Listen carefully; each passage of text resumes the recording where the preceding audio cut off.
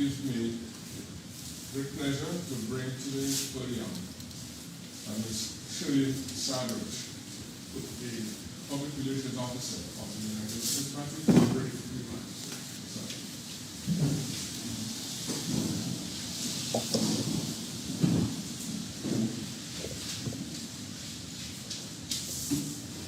Esteemed members of the party, members of the press, and the good citizens of Ghana, I greet you.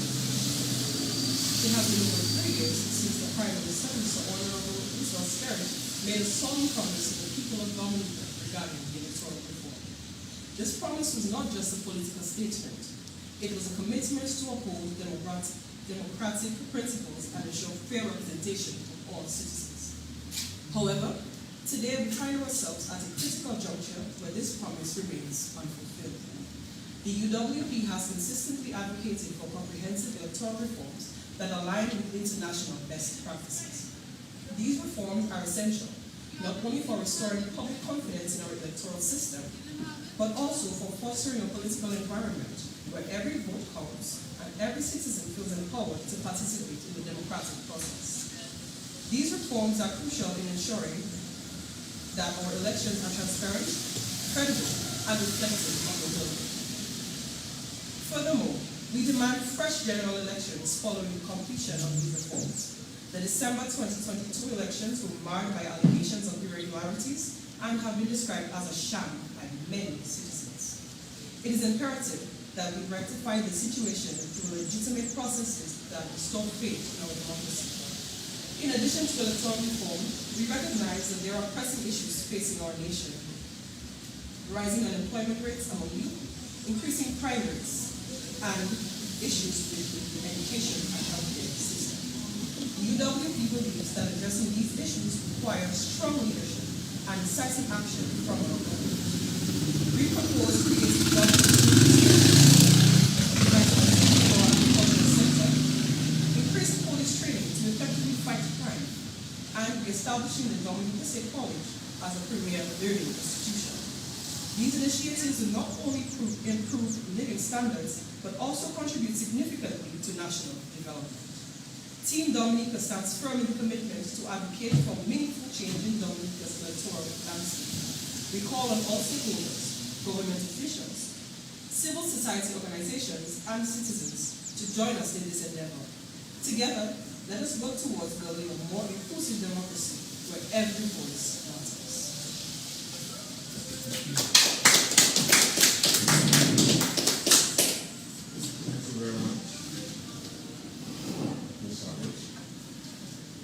Go along now, and I invite to the podium the Honorable Ronald, the Vice President of the United States.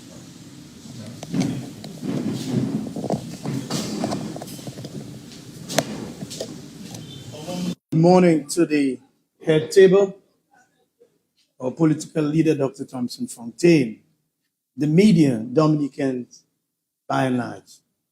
Good morning to you.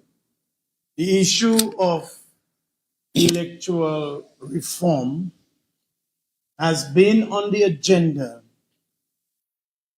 for many years.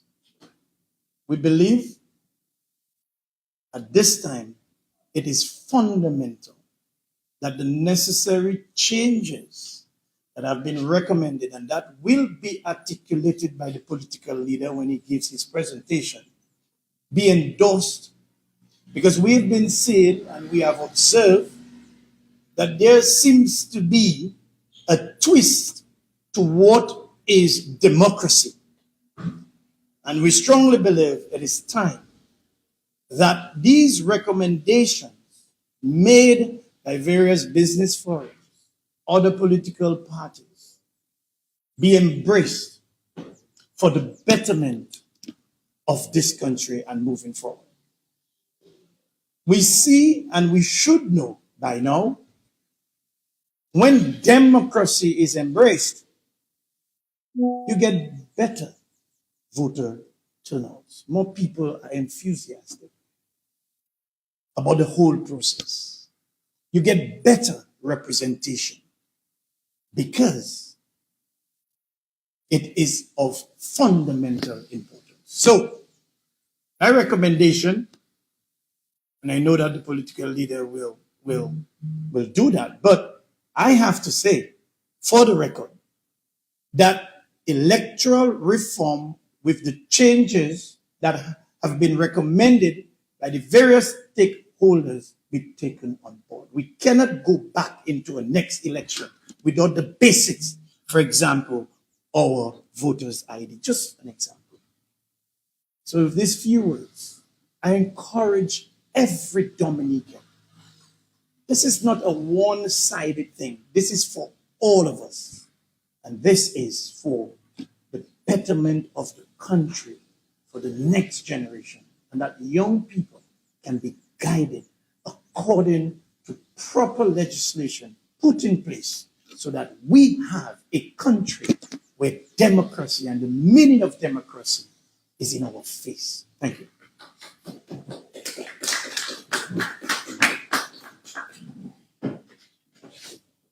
Thank you, Honorable Charles. Now, I invite to the podium the Honorable Delbert Paris, or the Deputy Political Leader of the United Workers' Party. Honorable Paris.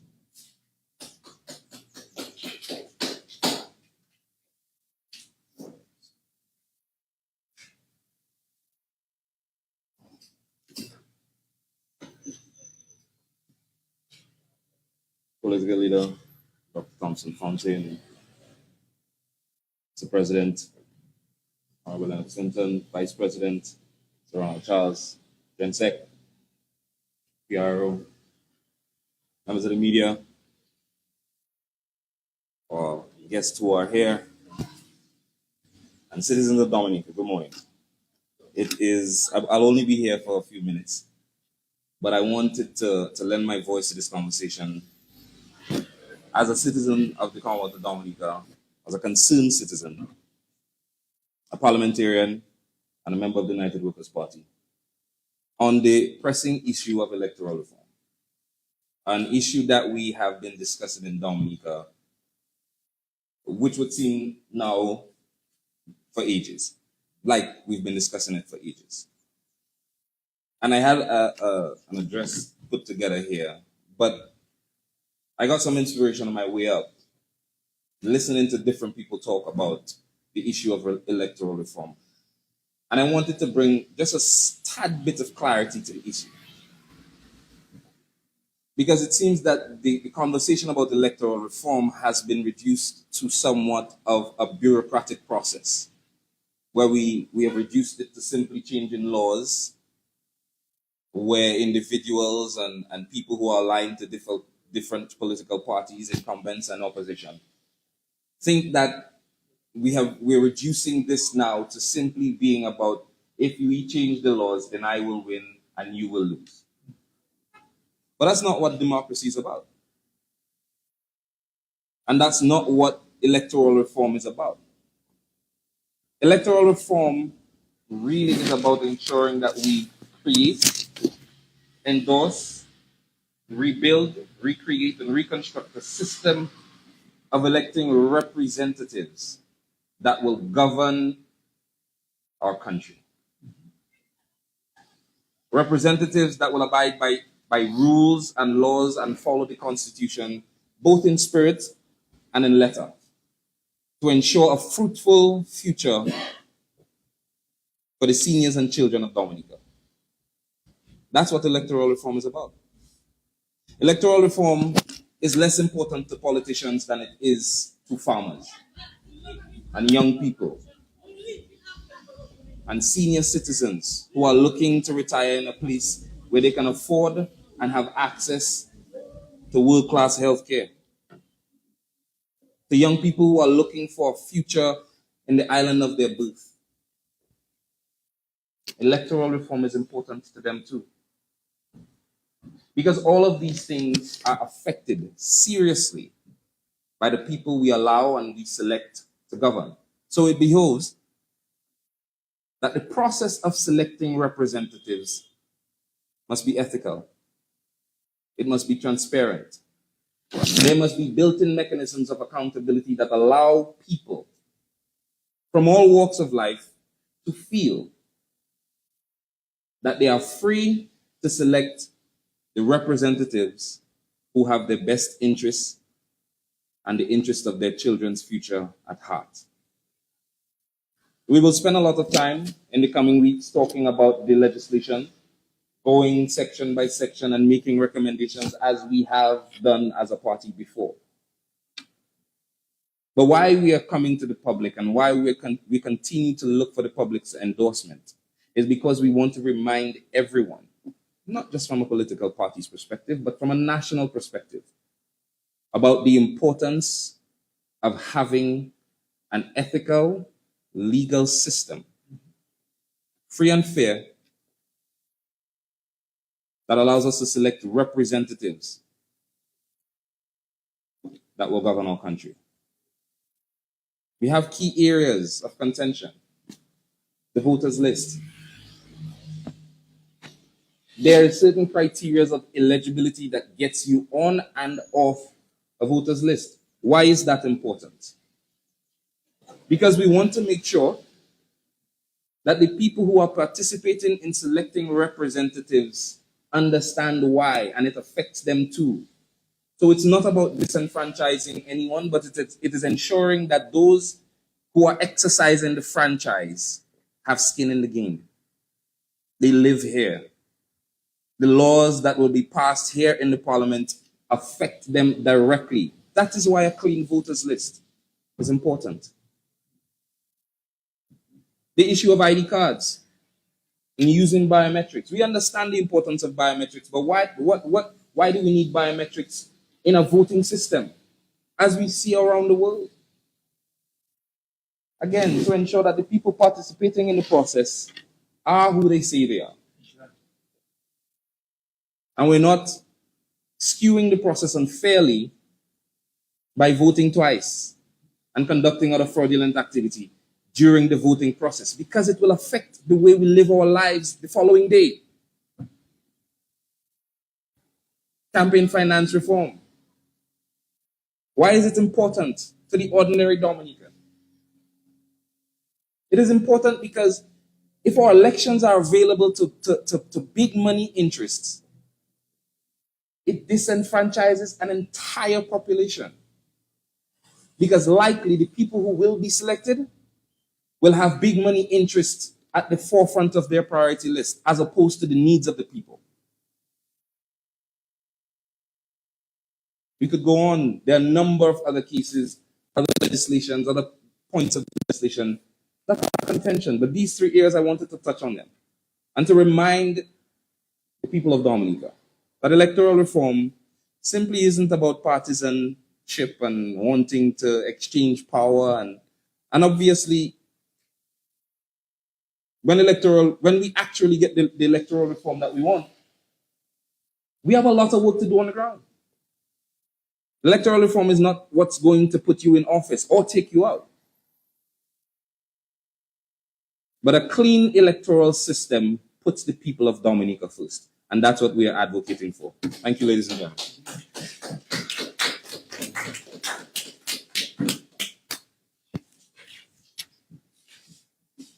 Thank you, Honorable Delbert Paris. Now, it pleases me greatly to introduce to the podium the Honorable Dr. Thompson Fontaine, political leader of the United Labour Party. Dr. Fontaine.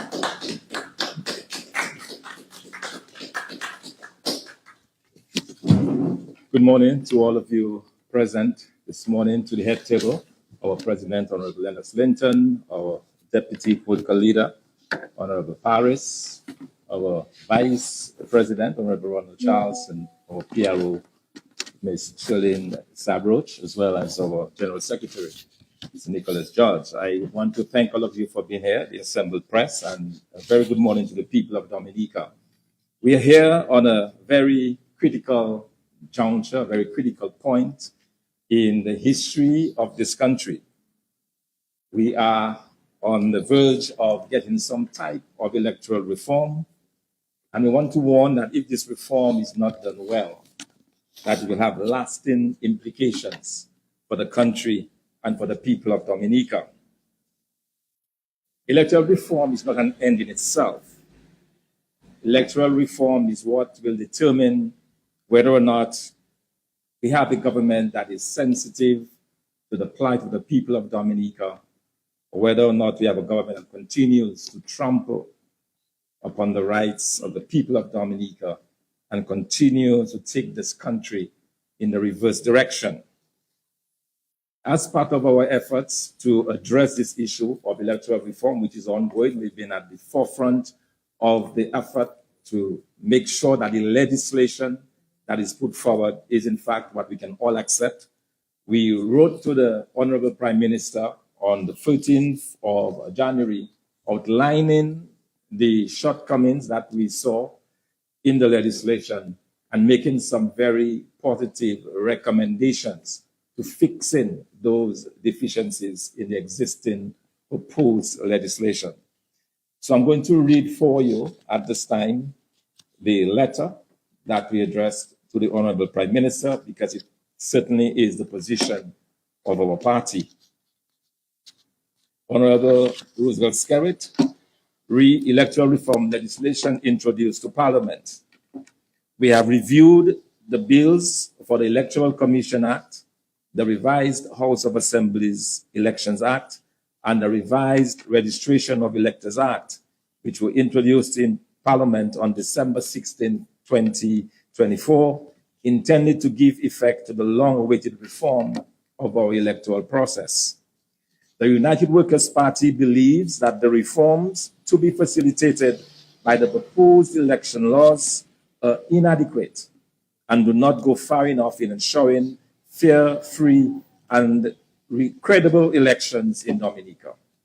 We are therefore requesting an urgent meeting with you at your earliest convenience to discuss our concerns and to present formally our recommendations to amend the proposed laws in the interest of ensuring that they effectively meet the heightened public expectations of genuine electoral reform. For perspective, you will recall that in December 2014, the Commonwealth Observer Mission concluded that the general election in Dominica was free, but was not necessarily fair due to, and I quote, multiple instances of cheating and bribery, including the transportation of electors to the island to vote, and the apparent abuses of incumbency, including a lack of impartiality in the provision of public services, end of quote. In July 2022, the Caribbean Court of Justice, our highest court, admonished us about the importance of dealing with a tainted electoral process. Again, I quote, there remain areas of grave concern about how the process of these 2019 elections were conducted. Future elections in Dominica ought not to proceed with these or similar taints. Following the snap election of December 2022, the Organization of American States, the OAS Observer Mission advised, quote, it is clear that Dominica cannot proceed to another election under the current rules. It will therefore be essential to have a new electoral framework in place before the next poll. The proposed new and revised election laws do not adequately address the critical matter of removing the taints on the electoral process to clear the way for free and fair elections.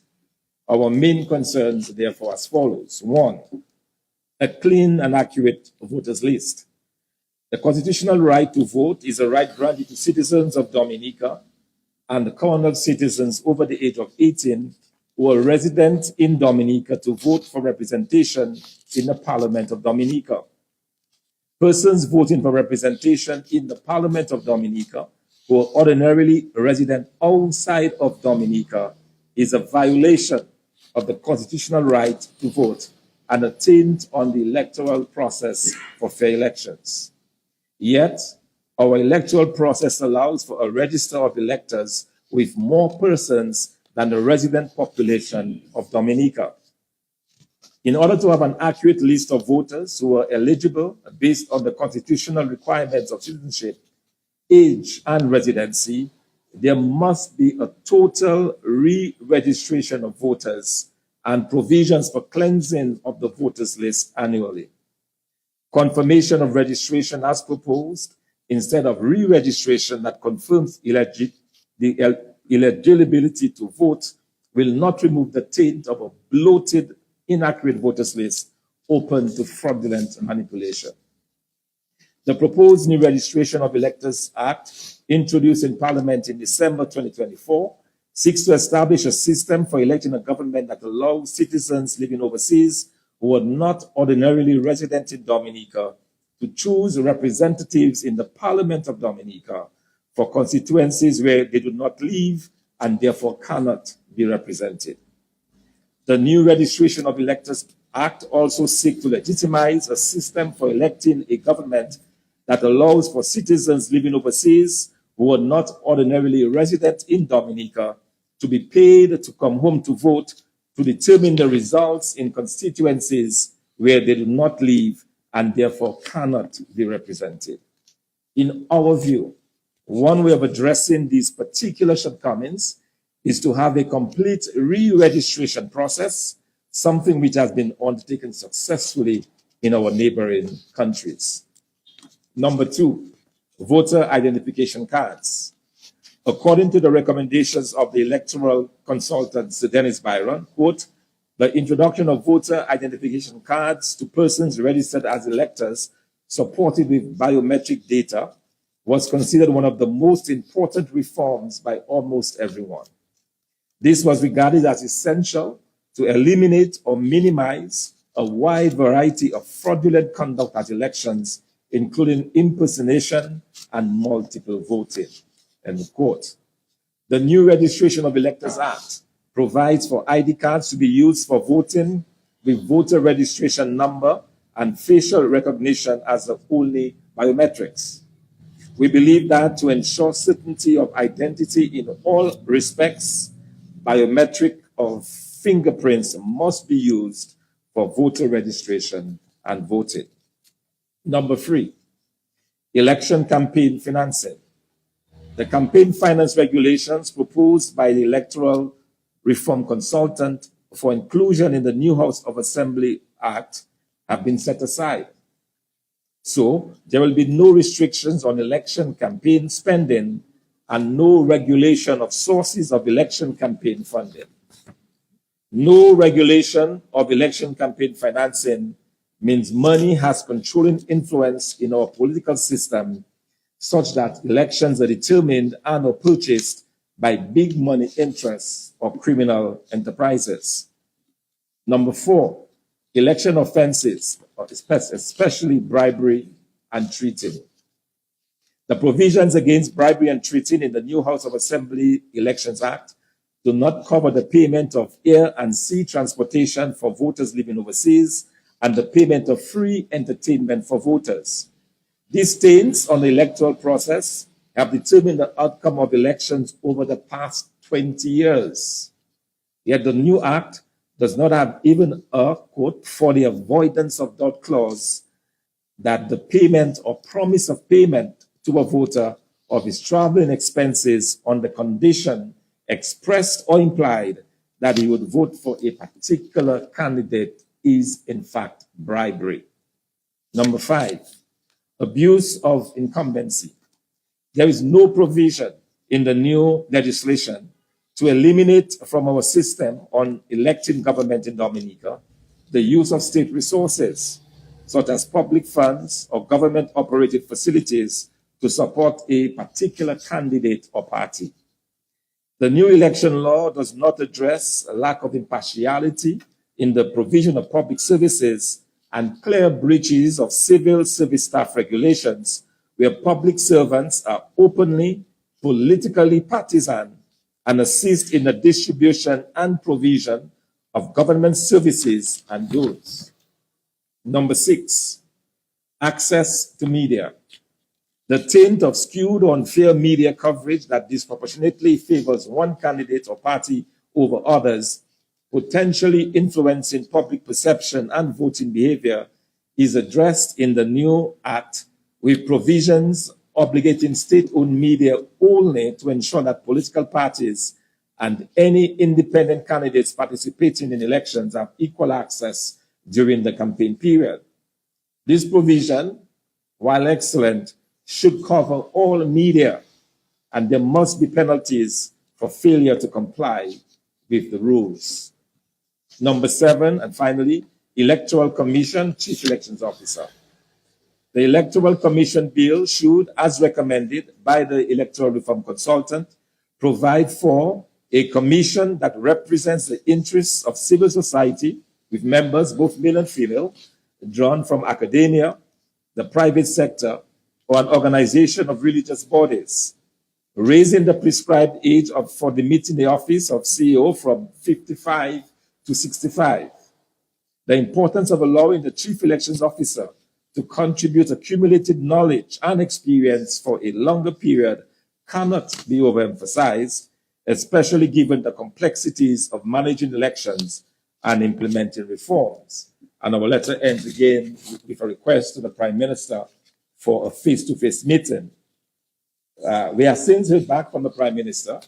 He indicated to us that he has a very busy schedule of travel, and as such, he will not be able to meet with us face-to-face, which we consider to be very regrettable, because this issue of electoral reform is one, as I said, that can make or break this country. We cannot continue to behave as if all is well in this country as far as electoral reforms are concerned. It is not. And I would like to encourage the Prime Minister to do the right thing. Quite frankly, this should not be as difficult as it is. Those reforms have been done in other countries, in our neighboring countries of St. Lucia, St. Vincent, Grenada. All of those countries have done it, and you hardly heard a whimper. You hardly heard anything about it, because the government acted in the best interest of the people of those countries.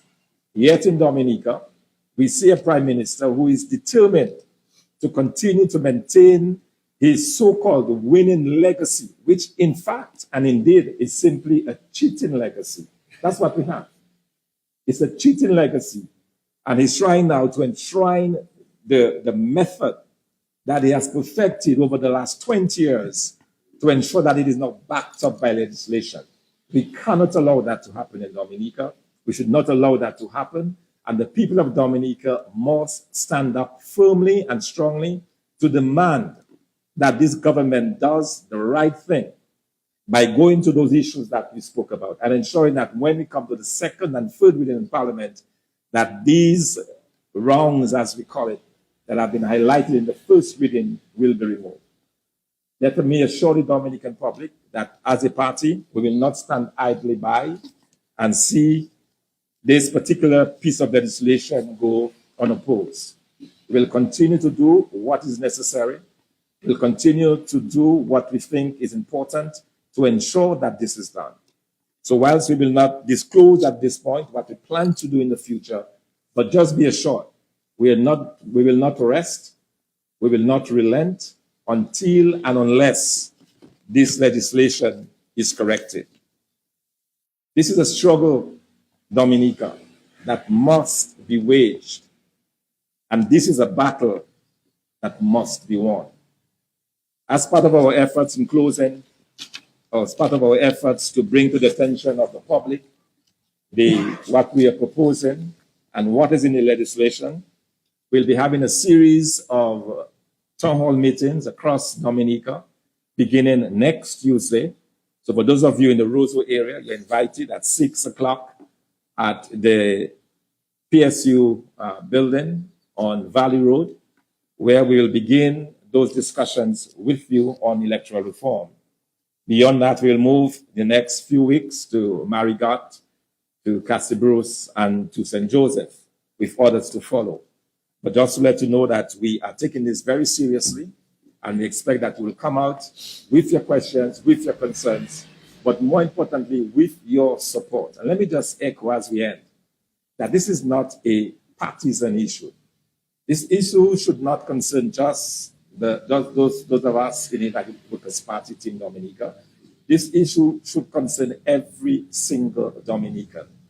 Because at the heart of our democracy, whether you have or live a good life, whether your children get opportunities, whether this country develops or not, at the heart of this is the electoral process. So if we're not able to take care of this electoral process, then we are failing ourselves. We are failing our children. We are failing our country.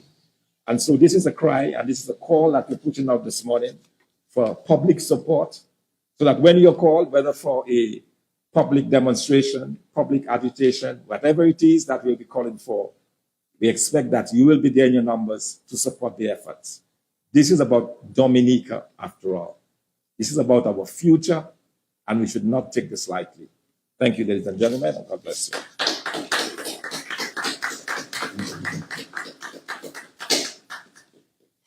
Thank you very much, Dr. Fontaine. At this time, I need to beg excuse for the Honorable Ronald, who has matters at the court. So we're not only doing political matters within the United Workers' Party, he's still at work, and then he has to attend matters at the court now, because we don't want the courts to sanction him. So we are begging you to allow him to rise now and to leave. And we wish him every success in that court matter.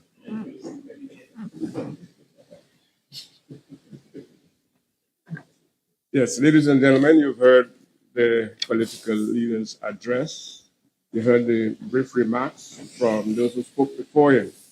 Now, it is an opportunity for those of you here to pose any question that you wish to anybody who spoke here this morning. Thank you.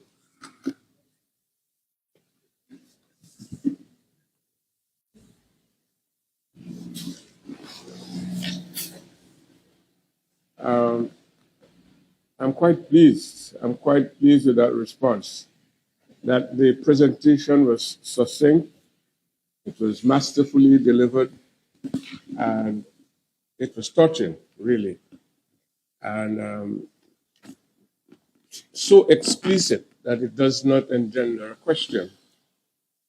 And it tells me that it's a good omen, that the United Workers' Party is on the right footing, and we will continue with that posture. We ask you to follow us around the island as we educate the public, as we prepare them to take back their power and their interest in what is done in our country. On behalf of Dr. Fontaine, Honorable Leonard Clinton, Honorable Delbert Paris, the Honorable Ronald, who has left for duty, and Ms. Sherlyn Sabert, our PRO, it pleases me to say thank you for your attendance, and please spread the good word that you heard here this morning. May God bless all of you. May God bless our country. Thank you.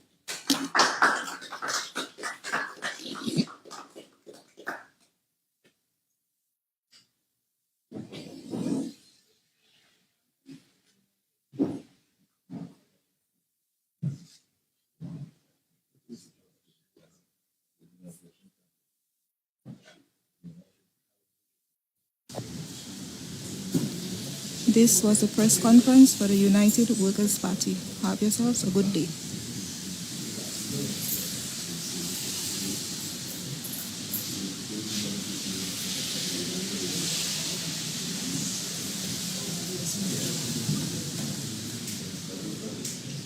But